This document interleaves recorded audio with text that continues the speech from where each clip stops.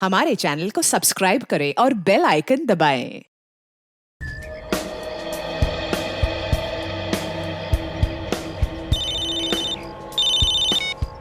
हाँ माधुरी, बोलो। मैं कब से तुम्हारा इंतजार कर रही हूँ। माधुरी, मैं अभी क्लब में ही हूँ। मुझे स्विमिंग करने का मन कर रहा है। घर आने में देरी हो जाएगी। नहीं, तुम अभी इसी वक्त आ जाओ। मैं तुम्हारे बिना खाना नहीं खाऊंगी। देखो, तुम परेशान मत हो। तुम खाना खा के सो जाओ। मुझे घर आने में वक्त लग सकता है। क्या बात है आकाश, तुम्हारी आवाज, कोई परेशानी है क्या? नहीं, ऐसी कोई बात नहीं है।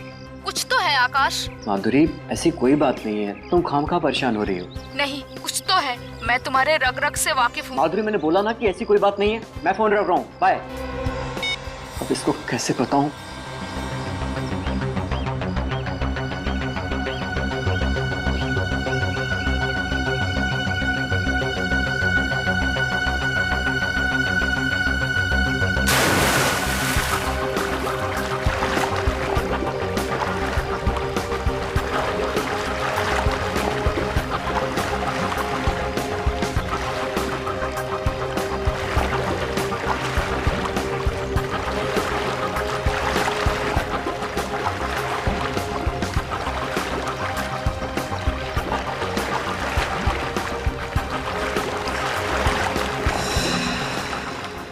क्या हो रहा है?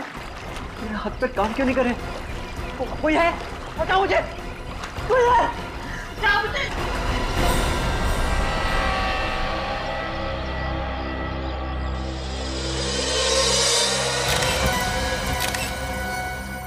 ये सब कैसे हो गया? संभालिए अपने आप को। मुझे तो पहले ही पता था सर, ये कुछ ना कुछ गड़बड़ जरूर है। अगर मैं यहाँ पहले आ गई होती तो आकाश जिंदा होता। क्या मतलब? सर, आकाश के मरने से पहले मेरी उससे फोन पे बात हुई थी। उसकी आवाज से लग रहा था जैसे वो किसी चीज को लेकर बहुत परेशान है। आकाश ने आपको बताया नहीं कि ये किस बात को लेकर परेशान था? नहीं सर, मैंने इनसे पूछने की बहुत कोशिश की, लेकिन इन्होंने मुझे कुछ नहीं बताया सर। और सर, सबसे अजीब बात तो ये है कि आकाश कोई मामूली स्विमर नहीं था, स्टेट लेवल का स्विमर था। क्या? स्टेट लेवल का स्विमर था ये? हाँ सर, उसने बहुत सारे मेडल्स भी जीते थे। सर, इसीलिए उनके आसपास कोई गार्ड नहीं था। तो सर, फिर इस आकाश की मौत हुई कैसे? मैं भी वही सोच रहा हूँ। ये आकाश स्टेट लेवल का एक्सपर्ट स्विमर था, तो पानी में डूब के कैसे मर गया? पहले ये पता करना होगा कि इसकी परेशानी की वजह क्या थी।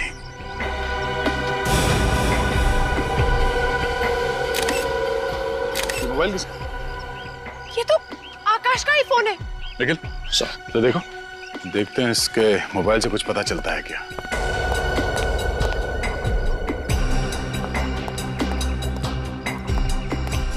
अरे, आज एक एमएमएस आया। एमएमएस? सर, किसका है?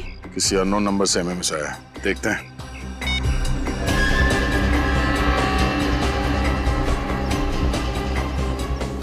अरे सर, ये जो आदमी डूब रहा है, ये आकाश ही है। हाँ? सर, अगर आकाश की परेशानी की वजह ये एमएमएस है, तो जिस वक्त उसे ये एमएमएस मिला उस वक्त तो ये जिंदा था। फिर ये एमएमएस शूट कैसे हुआ होगा? ये चेहरा आकाश का दिख तो रहा है, और मुझे लगता है ये आकाश है नहीं। आकाश नहीं है? क्या मतलब? मतलब ये है कि ये धर किसी और का है और इस पे सर आकाश का चिपकाया गया है। ऐसा हो सकता है? बिल्कुल हो सकता है फ्रेडी। आजकल टेक्नोलॉजी की मदद से क्या क्या हो सकता है तुम सोच भी नहीं सकते। एक काम करो, पता करो ये नंबर किसका है।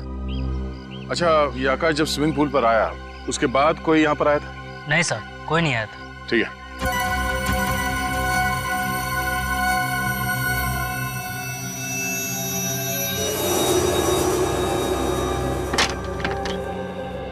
जी तारिका जी, क्या बताना चाहती हैं आप अशोक के खून के बारे में? भाई साहब, ये तारिका जी नहीं, मैं बताऊंगा। सर, मैं तारिका जी से बात कर रहा हूँ। आप बीच में घुसे चले आ रहे हैं। मैं बीच में इसलिए घुसा चला आ रहा हूँ क्योंकि ये रिपोर्ट मेरे पास है, इसलिए मैं बताऊंगा। अच्छा, रिपोर्ट आपके पास है? जी, अब बताइए, आपको रिपोर्ट से मतलब है या तारिका जी से मतलब है? मतलब तो तारिका जी से ही है। रिपोर्ट आप बता दीजिए। ठीक है, तारिका जी से पूछ। अरे सर, एक मिनट। आप तो गुस्सा हो गए सर। प्लीज रिपोर्ट बता दीजिए। एसीपी साहब इंतजार कर रहे हैं। इस आकाश के खून में एलएसडी मिला है। सर, वही एलएसडी जो एक ड्रग है? हाँ श्रेय, लाइसर्जिक एसिड डाइथाइलामाइड, एक बहुत ही खतरनाक किस्म का ड्रग है। जिसे लेने से इंसान एक अलग ही काल्पनिक दुनिया में पहुंच जाता है। हैलुसिनेशंस होने लगते हैं उससे। न सिर्फ हेलोसिनेशन होता है बल्कि उसका ब्लड प्रेशर भी बढ़ जाता है, उसका दिमाग सुन्न हो जाता है, वो रोजमर्रा की डेली रूटीन की चीजें भी ढंग से नहीं कर पाता है। उसे दरअसल समझ में नहीं आता है कि उसके आसपास हो क्या रहा है। मतलब ये ड्रग लेने के बाद अगर कोई स्विमिंग करने जाए, फिर चाहे वो कितना ही अच्छा स्विमर क्यों ना हो, डूब के मर जाएगा। एग्जैक्टली अभिजीत, इसीलिए ये आदमी डूब करके मर गया। इसके खून में हमें बहुत ज्यादा मात्रा में LSD मिला है। कमाल है, इतनी ज्यादा मात्रा में LSD लेने के बाद ये आकाश तैरने गया ही क्यों?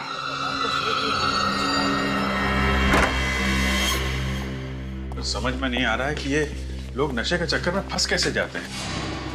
2 पल के नशे के चक्कर में आकाश ने अपनी जिंदगी गंवा दी और अपने परिवार वालों का भविष्य अंधेरे में धकेल दिया। सर फिर भी अभिजीत, मुझे लगता है कि आकाश ने वो ड्रग नहीं लिया था, उसे ड्रग दिया गया था। ड्रग दिया गया था ताकि जब वो स्विमिंग करने जाए तो डूबकर मर जाएगा।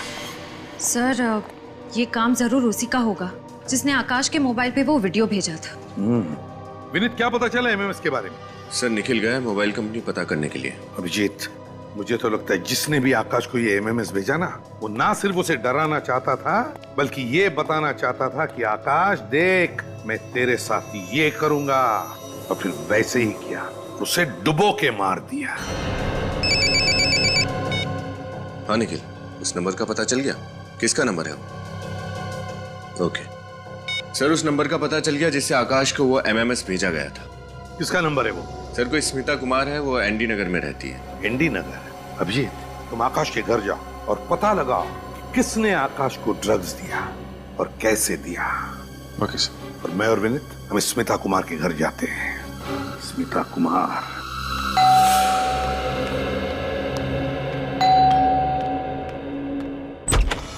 साहब, आप लोग?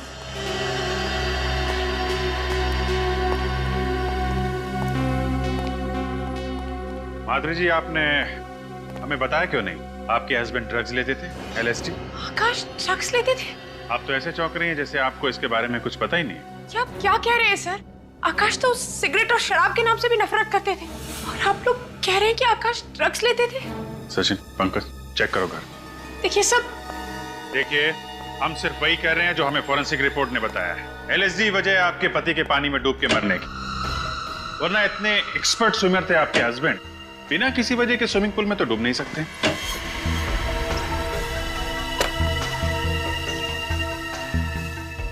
देखिए सर, आकाश और मैं 8 साल से एक साथ रह रहे थे। अगर आकाश को ड्रग्स लेने की आदत होती तो कभी ना कभी तो मुझे इस बारे में जरूर पता चलता। और मान लीजिए सर कि आकाश ड्रग्स लेता भी था, तो वो ड्रग्स लेकर स्विमिंग करने क्यों जाता?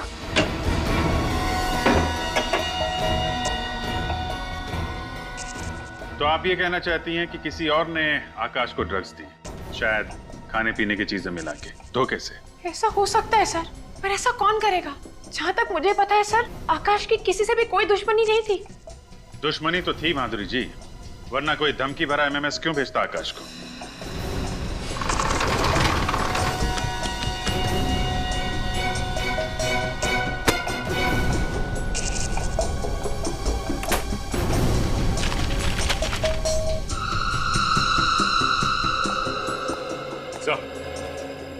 हाँ सच, ये देखिए सर, ये बाथरूम में कलोन की बोतल मिली है जिसमें कैप्सूल छुपा के रखे गए। ये देखिए, लगता है LSD है ये। इसका मतलब है कि आकाश चोरी छुपे ड्रग्स लेता था? आकाश के कॉलोन की बोतल में ड्रग्स, और इसके बारे में आपको कुछ भी पता नहीं है? आप मुझ पे शक कर रहे हैं? ये ड्रग कैसे आई? ये तो डॉक्टर सुरेश को पता होगा। डॉक्टर सुरेश?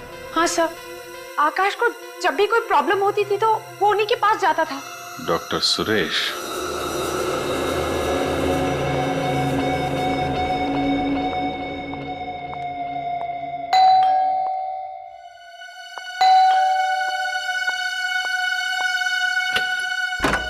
जी कहिए।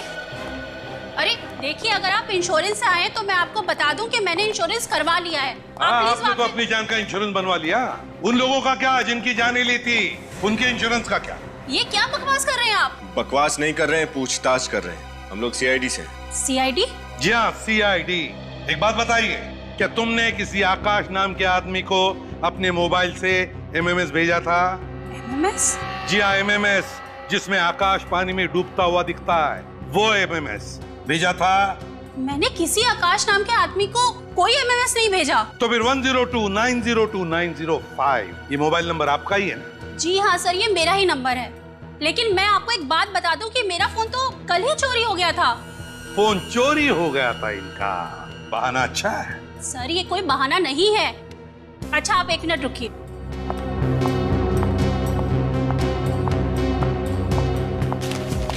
ये देखिए सर, मैंने अपने फोन के चोरी होने की रिपोर्ट भी लिखवाई थी। कहाँ चोरी हुआ था आपका मोबाइल?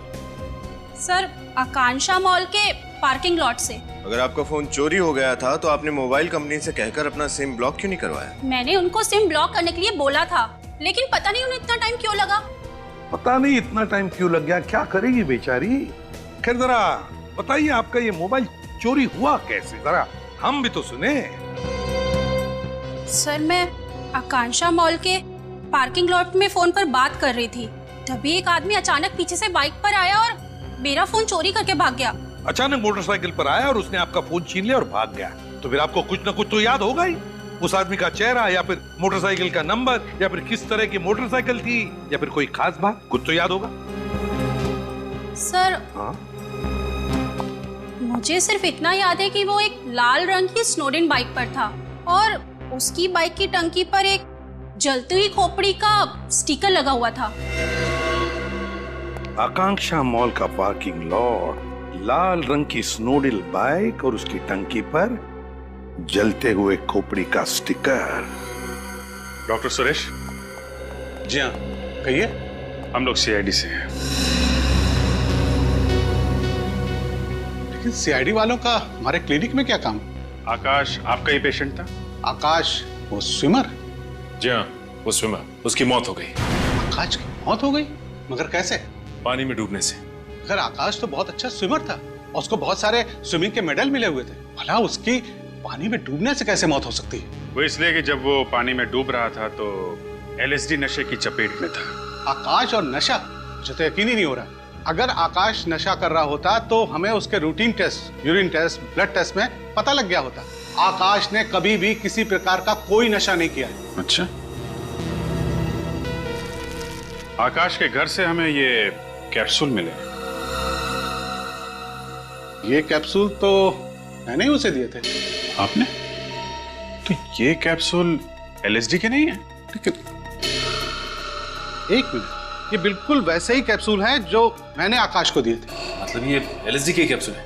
ये एलएसडी का कैप्सूल है। मगर आपने किस लिए कैप्सूल दिए थे आकाश को? क्या बीमारी थी उसे? आकाश को बाइपोलर डिसऑर्डर था। बाइपोलर डिसऑर्डर था उसे? जी, आप लोगों को तो मालूम होगा, इस बीमारी में मरीजों को बहुत सारे मूड स्विंग होते हैं। मूड स्विंग्स मतलब वो अचानक से हंसने लग जाते हैं और फिर अचानक से रोने लग जाते हैं? हाँ, कुछ ऐसा ही।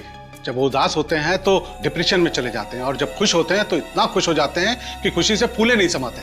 इसीलिए आकाश के मूड को काबू में रखने के लिए हमने वो वाले मूड स्टेबलाइजर के कैप्सूल दिए थे।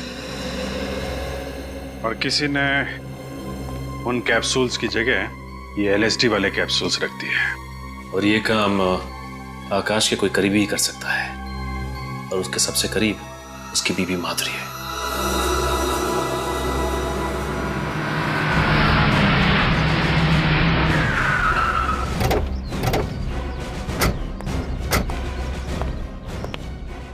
हमें एक बाइक के बारे में पूछताछ करनी है।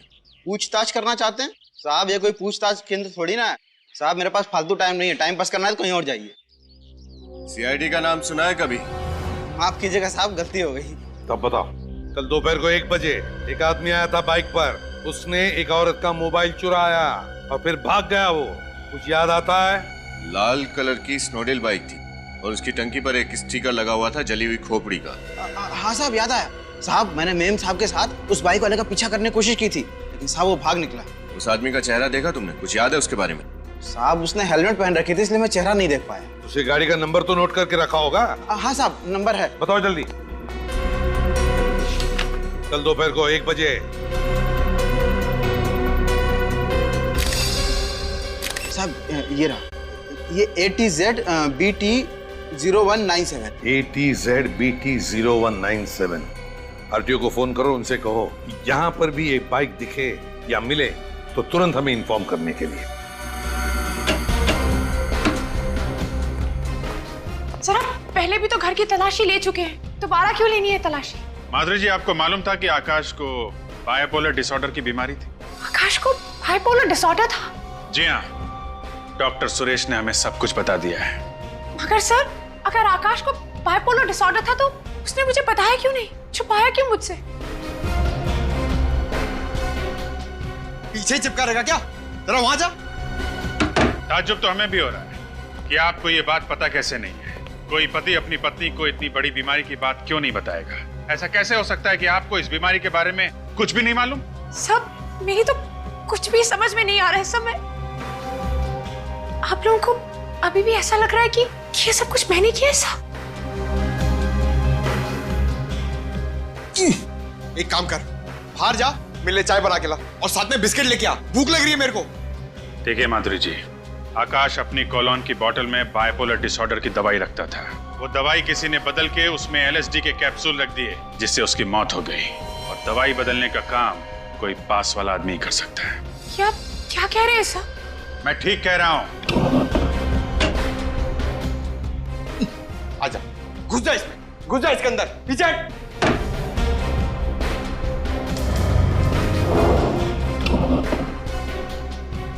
मैं आकाश को क्यों मारूंगी?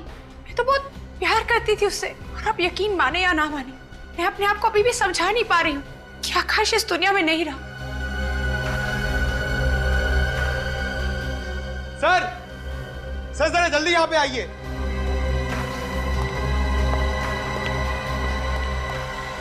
हाँ पंकज। सर ये देखिए, इस घड़ी के ऊपर एक कैमरा छुपा के रखा हुआ है।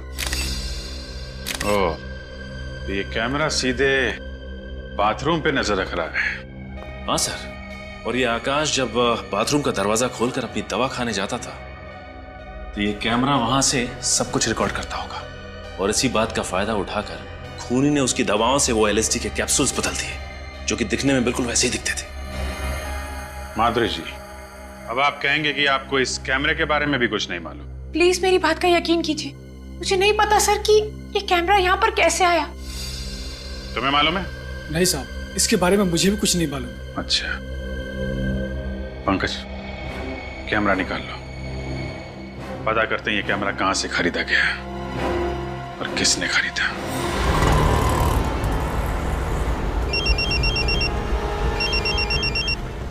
हेलो निशान, बाइक मिल गई? कहाँ पर? त्रिपोलिया बाजार। ठीक है, हम अभी आते हैं। अच्छा, लेकिन हम तुम्हें पहचानेंगे कैसे? पिस्ता कलर का शर्ट पहना है तुमने और डार्क पैंट। ओके विनीत, गाड़ी घुमा लो आप।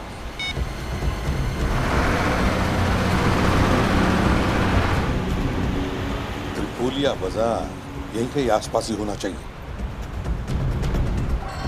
सर, यही है त्रिपोलिया बाजार। नजर रखना जरा, पिस्ता कलर का शर्ट पहना हुआ है उस निशान पर। कहीं वो तो नहीं? वो देखो, आगे जाके यूटर्न मार।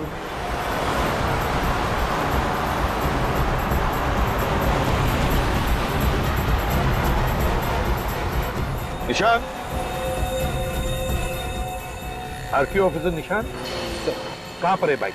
सर वो रही लाल बाइक, और सोसाइटी वालों ने बताया कि आधा घंटा पहले कोई पार करके गया इसे। मालिक कौन है इस बाइक का? शैलेंद्र नाम के किसी आदमी की सर। शैलेंद्र? जी सर। सर पिछले हफ्ते ये बाइक चोरी हुई है। एक हफ्ते पहले बाइक चोरी की गई है। ठीक है निशान, thank you very much, good work. जा सकते हैं। Thank you. विनीत बड़ा चालाक है ये। उसने बाइक चुराई, फिर मोबाइल चुराया, दोनों अलग अलग लोगों का, ताकि उस तक कोई पहुंच न सके। Yes sir. आधे घंटे पहले यहाँ आया है वो, गया कहाँ होगा? ज्यादा दूर नहीं गया होगा। तेरा मैप निकाल, देखे तो सही है त्रिपोलिया बाजार है क्या? हम इस वक्त यहाँ हैं। एक तरफ तो पूरा रेसिडेंशियल एरिया है और इस तरफ सारे ऑफिसेज हैं। सर ये अंदाजा लगाना बहुत ही मुश्किल होगा कि आदमी किधर गया है। हम कहीं जाने वाले नहीं है उसे ढूंढने के लिए। हम यहीं पर रुके रहेंगे, यहीं पर इंतजार करेंगे उसका। जरूर आएगा वो अपनी बाइक लेने के लिए, आएगा जरूर। एक्सक्यूज मी, आप जरा ये कैमरा देखिए, ये आपने बेचा है? हाँ सर, ये कैमरा हमने बेचा है। हम लोग CID से हैं, ध्यान से सोच के बताओ किसे बेचा है। एक मिनट सर। हाँ सर, ये कैमरा हमने हेमंत नाम के आदमी को 1 हफ्ता पहले बेचा था। ये हेमंत का नंबर और पता तो होगा तुम्हारे पास? नहीं सर, वो तो नहीं है। आप सिक्योरिटी सिस्टम बेचते हैं और आपके पास उस इंसान का कोई रिकॉर्ड नहीं है? वो सर वो। अच्छा ये बताओ, उसने पैसे कैसे दिए थे? क्रेडिट कार्ड से या फिर कैश? सर पेमेंट तो उन्होंने कैश से ही दिया था। कैश? दिखने में कैसा था? सर हाँ सर, थोड़ा थोड़ा याद है। अरे यार, आप सिक्योरिटी सिस्टम्स बेचते हैं और आप ही के पास सिक्योरिटी कैमरा नहीं लगा हुआ है। आपका सुझाव तो अच्छा है, मैं बहुत जल्दी लगवा लूंगा। सुझाव का क्या करोगे? हेमंत को जो करना था वो करके चला गया। पंकज, हो गया? एक बार बताओ, वो आदमी कैसे आया था यहाँ पे? किसी के साथ आया था, अकेले आया था? क्या बात कर रहा था यहाँ पे? किसी से फोन पे बात कर रहा था? कुछ भी याद है उसके बारे में? हाँ सर, वो फोन पे बात कर रहा था। क्या बात करता? कुछ सुना तुमने? क्या कह रहा था? क्या कह रहा था? दिमाग पे जोर डालो, याद करो, क्या कह रहा था वो? हाँ सर, याद आया। वो फोन पे कह रहा था कि मैं वेयर हाउस बहुत जल्दी पहुंच जाऊंगा। कौन सा वेयर हाउस? ये तो नहीं बोला उसने फोन पर सर। एक बात तो पक्की है, उस एमएमएस वाले खूनी ने किसी वेयर हाउस को अपना अड्डा बना रखा है। तुम्हें उसके बारे में जो भी याद है, जितना भी याद है, उसका स्केच बनवाओ। ब्यूरो चलो। सर अगर ये बाइक लेने वापस ही नहीं आया तो? चोरी की बाइक है, हो सकता है छोड़ के भाग गया हो। आएगा वो विनीत, जरूर आएगा बाइक लेने के लिए। हाँ अभिजीत, मतलब पता चल गया कैमरा कहाँ से खरीदा था? कैमरा खरीदते वक्त किसी वेयर हाउस का जिक्र भी किया था। कैसा वेयर हाउस अभिजीत? कौन सा वेयर हाउस पता चला? बिल्कुल, हम पता लगा लेंगे वेयर हाउस का। Good work Vineet. जरा मैप देखो, त्रिपोलिया बाजार का देखो, आसपास कोई वेयर हाउस है क्या? ये देखिए सर, इस बाजार के इस तरफ 4 वेयर हाउस है सर। तो हो सकता है ये खूनी इन चारों में से किसी एक वेयर हाउस में छुप कर बैठा होगा। वेयर हाउस चलते हैं। सर लेकिन अगर हमारे जाने के बाद ये बाइक लेने वापस आया तो? ये बाइक वाला भाग कर जाएगा कहाँ? चलो पहले वेयर हाउस चलते हैं, खूनी को देखते हैं।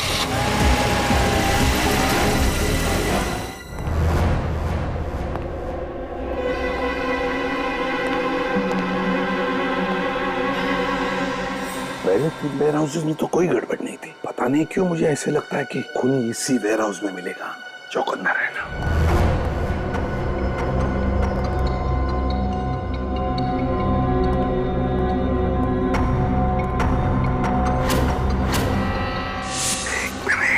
ये देखो पैरों के निशान। सर ये निशान देखकर तो लग रहा है निशान ताजे हैं। हाँ। कोई अभी जल्दी में यहाँ से आ गया है। लगता है खूनी अभी भी यहीं पर है।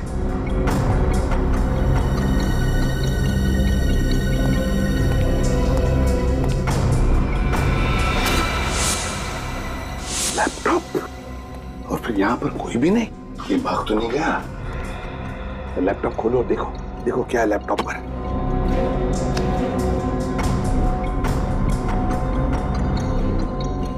देखा, इस तरह से ऐसे नजर रख रहा था वो आकाश पर। ये कैमरा कहाँ पे लगा है? ये कैमरा तो लिफ्ट में लगा हुआ है। लेकिन आकाश की बिल्डिंग में तो लिफ्ट थी ही नहीं। तो फिर ये जगह कौन सी है? किस बिल्डिंग की लिफ्ट है ये? सर हो सकता है आकाश शायद इस बिल्डिंग में आता जाता था। या तो ऐसा भी हो सकता है कि आकाश के अलावा वो किसी और पर भी नजर रख रहा था और शायद उसका खून करना चाहता है। और वो जो भी है इस बिल्डिंग में रहता है। कौन सी जगह हो सकती है? ये देखो विनीत, लिफ्ट खुल गई। देखो लिफ्ट के सामने बोर्ड लगा हुआ है, आनंद मोहन हाउसिंग सोसाइटी। इसका मतलब ये आदमी आनंद मोहन सोसाइटी में रहता है। आनंद मोहन सोसाइटी।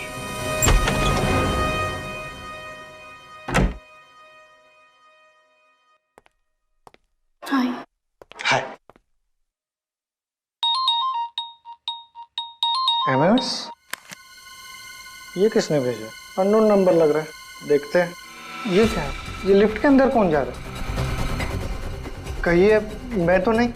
लिफ्ट तो नीचे जा रही है। ये तो यही लिफ्ट लग रही है। नहीं नहीं, मैं कैसे हो सकता हूँ? रोहित रिलैक्स रोहित, कुछ नहीं होगा। अभी लिफ्ट आएगी, अब तुम लिफ्ट के अंदर जाओगे। ये एमएमएस सिर्फ एक मजाक है, ठीक है? अब लिफ्ट आएगी और तुम अंदर जाओगे।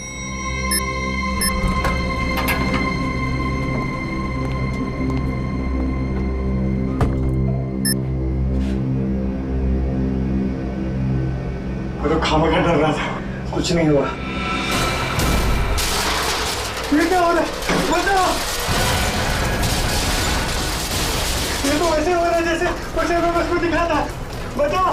कोई है? कोई है? लिफ्ट करो! बचाओ! कोई है? लिफ्ट करो!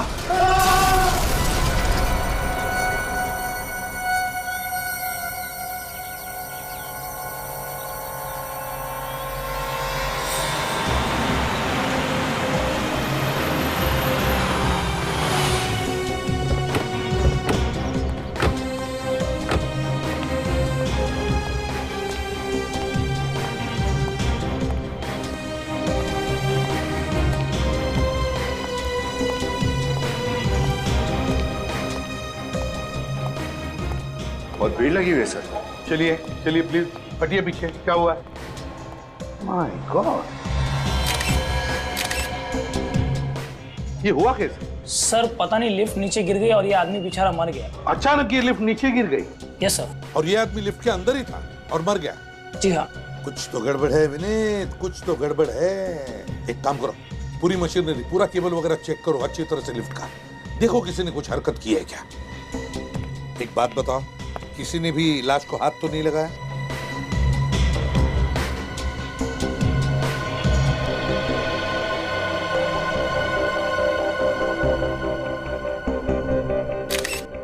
तो रोहित कुमार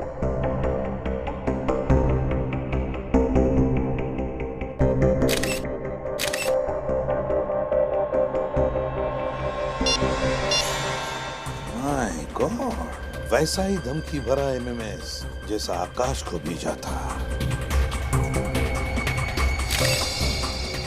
कैमरा, ये रोहित कुमार इसी बिल्डिंग में रहते हैं? सर 1203 12वें महले पे। इसी बिल्डिंग में? जी साहब। अच्छा एक बात बताओ, तुमने किसी अनजान आदमी को यहाँ पर आते जाते देखा?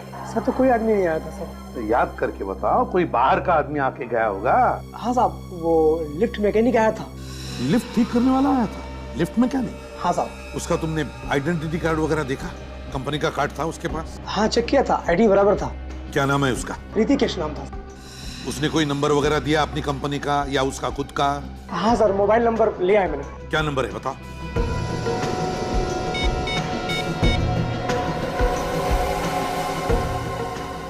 डैम इट, फोन उठा नहीं रहा है। जरूर गलत नंबर दिया होगा। सर। हाँ सर, ये लिफ्ट अपने आप नीचे नहीं गिरी, इसके साथ छेड़खानी हुई है। यही शक था मुझे। लिफ्ट मैकेनिक बनकर आया था।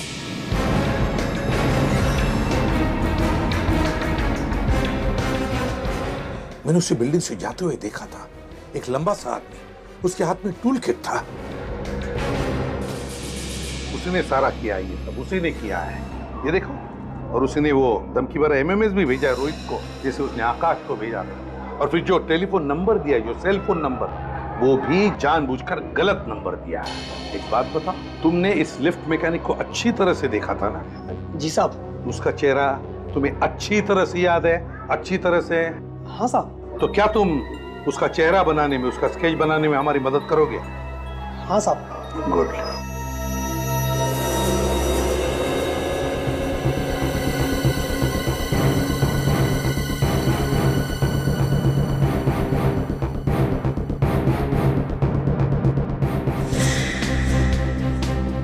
स्केच तैयार हुआ?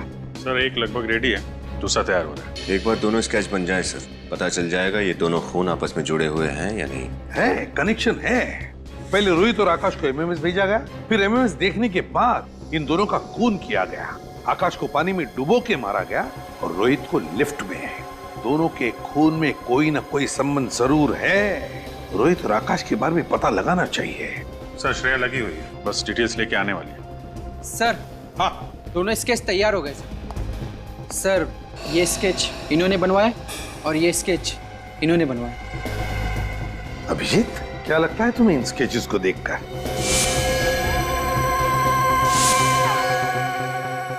सर गौर करने वाली बात तो है सर। जरा इसका ये चश्मा और दाढ़ी मूछ निकालो। जी सर।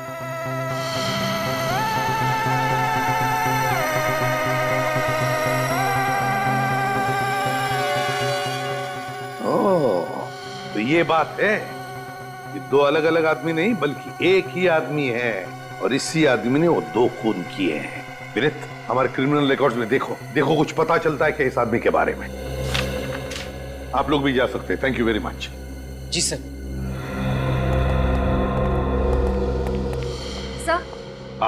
सर, आकाश और रोहित के बीच क्या कनेक्शन है उसके बारे में पता चल गया। अच्छा, क्या? सर, आकाश एमवी के कॉलेज में पढ़ता था और रोहित स्टेनी कॉलेज का स्टूडेंट था। आकाश एमवी के कॉलेज में पढ़ता था और रोहित स्टेनी कॉलेज में?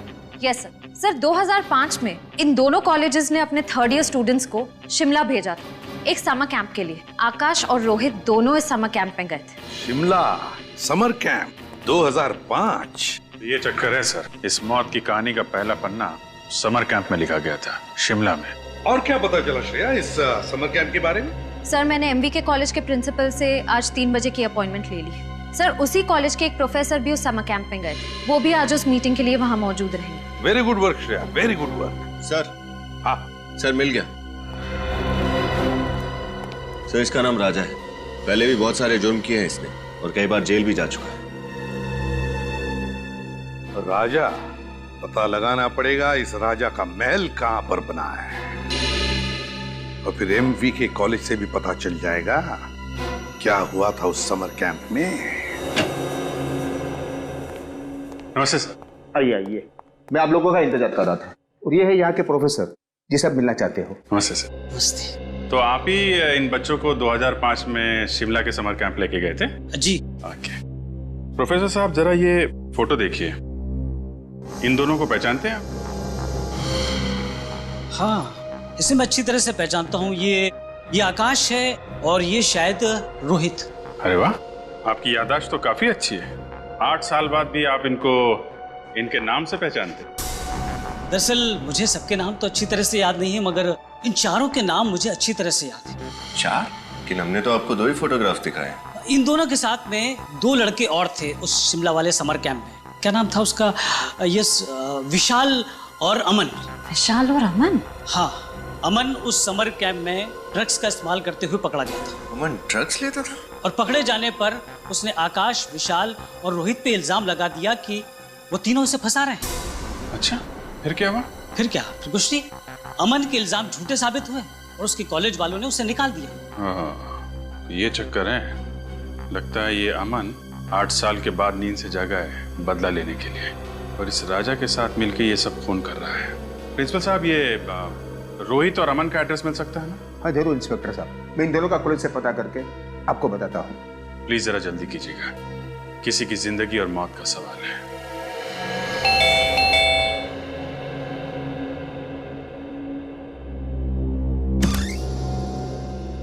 जी कहिए, किससे मिलना है आपको?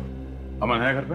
आप अमन से मिलने आए हैं? जी हाँ, हम अमन के दोस्त हैं। आप झूठ बोल रहे हैं। पिछले 8 साल से अमन का कोई दोस्त नहीं है। क्या मतलब? आइए आइए मेरे साथ,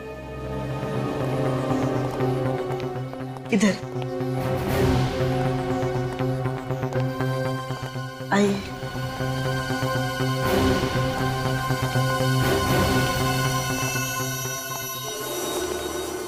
ये है अमन। ये क्या हुआ इसे? पहले आप बताइए, आप लोग कौन हैं और यहाँ क्यों आए हैं? माँ जी, हम लोग सीआईडी से हैं। एक केस की तहकीकात हमें यहाँ तक खींच लाई। CID case? क्या कह रहे हैं आप लोग? मेरी तो कुछ समझ में नहीं आ रहा। और इन सब चीजों का अमन से क्या लेना देना? 8 साल पहले अमन जिस समर कैंप में शिमला गया था, उसी समर कैंप में आकाश और रोहित नाम के 2 स्टूडेंट्स थे। उन दोनों का खून हो गया। और आपको लगता है कि ये सारे खून अमन कर रहा है? ये तो कुछ बोल भी नहीं सकता, चलकर एक कमरे से दूसरे कमरे में नहीं जा सकता। मेरे कान तरस गए हैं इसके मुंह से माँ शब्द सुनने के लिए। और आपको लगता है मेरा बेटा खूनी है? माँ जी, हम आपकी तकलीफ समझते हैं, मगर क्या आप ये बता सकती है कि इसकी ये हालत हुई कैसे? जिस समर कैंप की आप बात कर रहे हैं, वही समर कैंप मेरे बेटे के लिए अभिशाप बन गया। ड्रग्स का झूठा इल्जाम लगाकर इसे कॉलेज से निकाल दिया गया। फिर किसी दूसरी कॉलेज ने दोबारा इसे लिया नहीं। मेरे बेटे का उज्जवल भविष्य अंधकार में खो गया। तब से इसकी ये हालत है। क्या अमन ने कभी आपको बताया कि ये ड्रग्स का झूठा इल्जाम इस पे किसने लगाया था? नहीं, एक चुप्पी साध ली थी इसने, कभी न खत्म होने वाली खामोशी। तो क्या अमन की हालत पिछले 8 साल से ऐसी ही है? बीच में थोड़ा सुधार आया था इसकी हालत में, मगर पिछले साल इसके पिताजी गुजर गए, तब से फिर यही हालत हो गई है इसकी। आप फिक्र मत कीजिए माँ जी, मैं अमन के लिए प्रार्थना करूंगा। अमन जल्दी ठीक हो जाएगा। आप लोग बैठिए, मैं चाय लेके आ रही। नहीं, आप तकलीफ मत कीजिए प्लीज, हम लोग चलते हैं। माँ जी, कभी भी किसी भी तरह की कोई मदद चाहिए तो हमें याद करिएगा प्लीज। Thank you. चलो।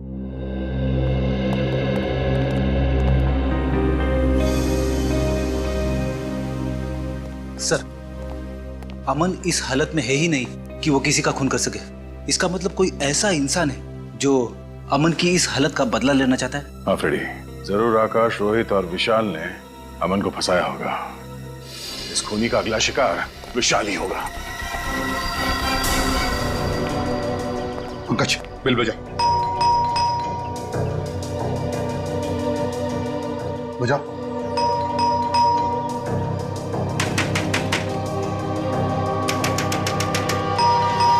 विशाल सर, ये दरवाजा खोल क्यों नहीं रहा है? कहीं कुछ हो तो नहीं गया? गैस की बदबू आ रही है। मास्क पहन लो, मास्क पहन लो। विनीत। Yes sir. मस्जिद से दरवाजा खोलो। पंकज, पकड़, देखो गैस कहां से आ रही। बंद करो।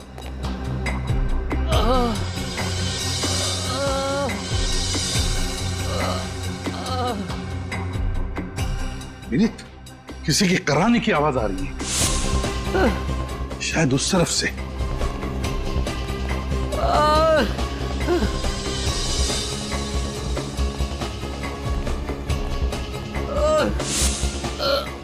My God.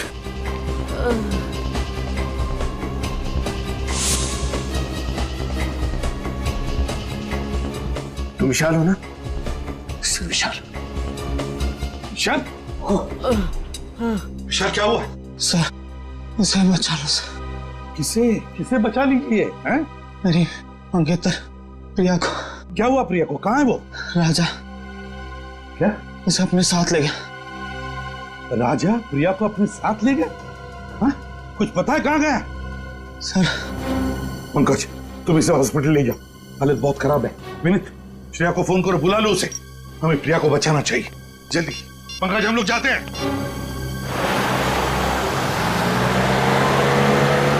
वो देखो, वहां कोई है।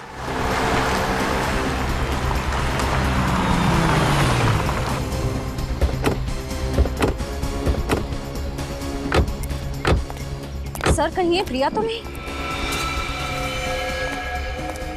प्रिया, तुम ठीक हो? उठो आराम से। आप लोग? हम सीआईडी से। तुम ठीक हो ना? मैं ठीक हूँ। संभालो इसे।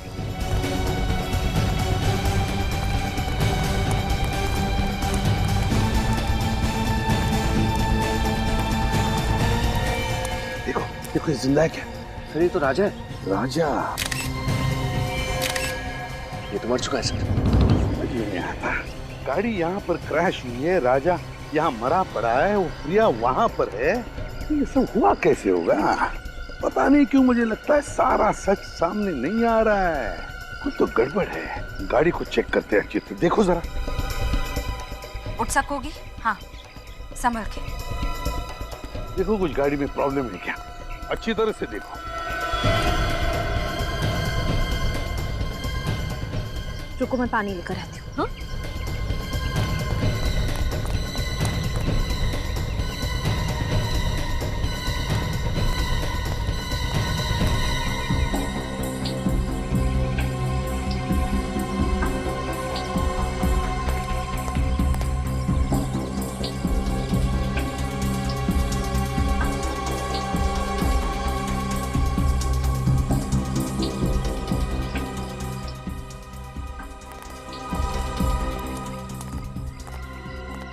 अब कैसी हो?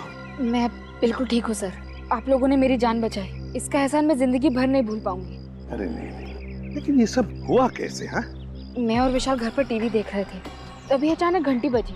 मैंने दरवाजा खोला तो ये जबरदस्ती घर के अंदर घुस आया। विशाल को मारने लगा, कहने लगा कि कोई पुराना कर्म है जिसकी सजा इसे चुकानी ही होगी। फिर क्या हुआ? फिर विशाल को अधमरा करके किचन की ओर चला गया गैस ऑन करने के लिए। फिर मुझे जबरदस्ती अपने साथ ले जाने लगा। कह रहा था कि मेरे साथ क्या करना है इसका फैसला उसका बॉस ही करेगा। बॉस? मतलब राजा का कोई बॉस भी है? हाँ सर, मैं बहुत रोई, बहुत चिल्लाई, अपने आप को बचाने की मैंने बहुत कोशिश की, लेकिन ये जबरदस्ती मुझे अपने साथ ले आया। मगर एक बात समझ में नहीं आई प्रिया कि ये एक्सीडेंट कैसे हुआ? मैंने भी हार नहीं मानी सर। ये ड्राइविंग सीट पर बैठा था, मैंने स्टीयरिंग व्हील इस बड़े से पत्थर की तरफ घुमा दिया, मैं गाड़ी से कूद गई, गाड़ी इस पत्थर से जा टकराई और शायद तभी इसकी मौत भी हो गई। मतलब राजा ड्राइविंग कर रहा था, फिर प्रिया ने पूरी स्टीयरिंग व्हील ऐसे घुमा दी और गाड़ी को क्रैश कर दिया।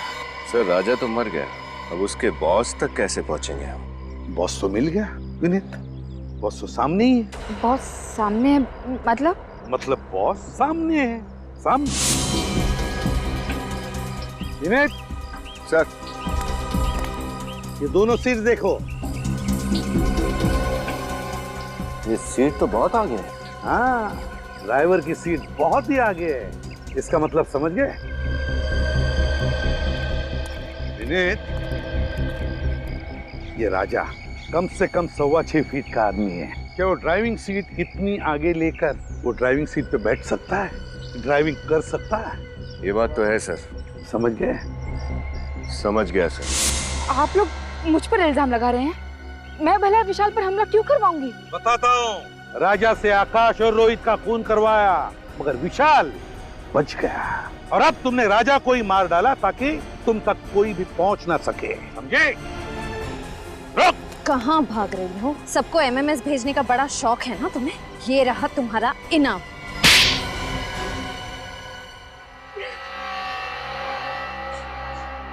हाँ, मैंने ही आकाश, रोहित और राजा को मार डाला।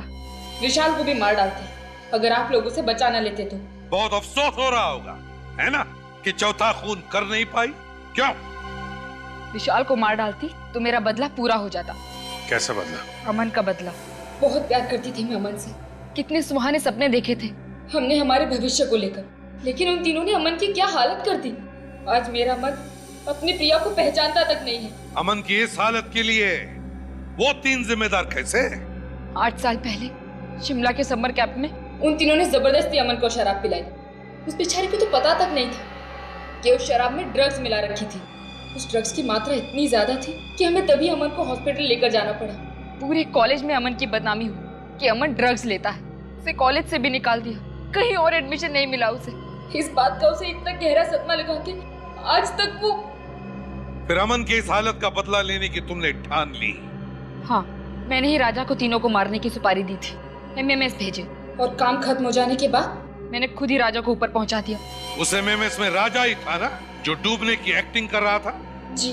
अमन के साथ जो कुछ हुआ वाकई बहुत बुरा हुआ, इसका अफसोस है हमें, लेकिन जुर्म की आग को बदले की आग नहीं बुझा सकती।